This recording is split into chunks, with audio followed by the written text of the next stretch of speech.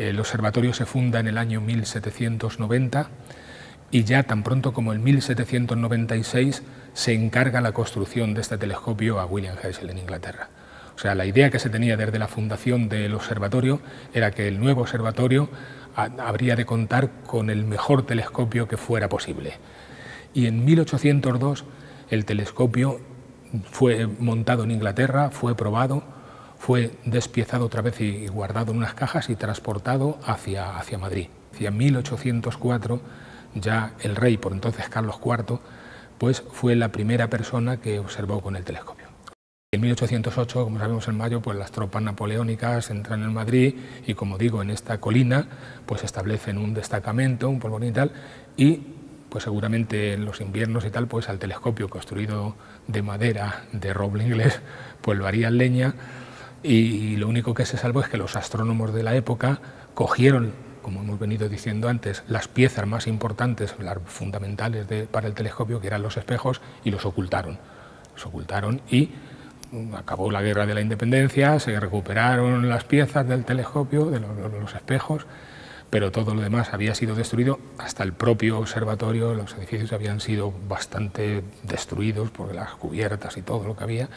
y ahí permanecieron durante años y años sin utilizar. La reconstrucción fue en los últimos años de los 90, ¿no? Cuando ya, digamos, hubo una recuperación económica en España y fue posible el hacerlo, ¿no? Entonces el proceso fue a finales de los 90, el telescopio acabó construyéndose hacia 2003, o sea, ya abierto con el pabellón y tal, que fue el último que se hizo.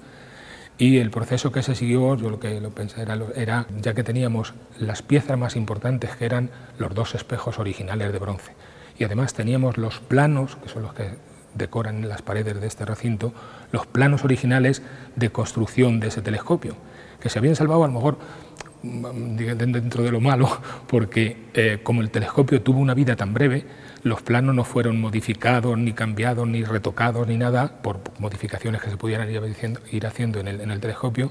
y se guardaron, se archivaron, y hasta, como digo, hasta los años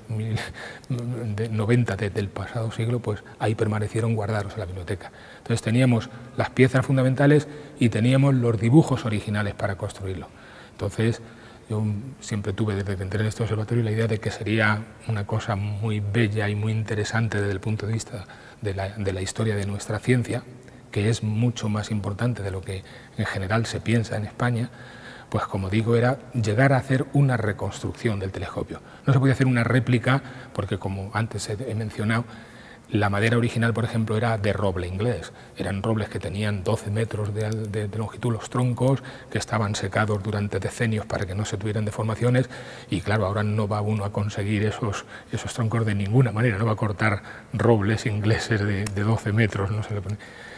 No tenía mucho sentido tratar de hacer una réplica del telescopio original, pero sí una reconstrucción en la que las piezas son idénticas, solo que a lo mejor fabricadas, no ya digo como en una herrería, sino en una forja, sino por los métodos que tenemos ahora. Y en lugar de hacerlo con madera de roble, pues la madera que se ha utilizado aquí es de teca, que es la madera que se utiliza para las superficies de los barcos de madera, porque resiste muy bien la intemperie, ¿no?, entre otras cosas. Y hacia el año, como digo, 2002, si recuerdo bien, el telescopio estaba construido. Estaba construido en un hangar del puerto de Bermeo,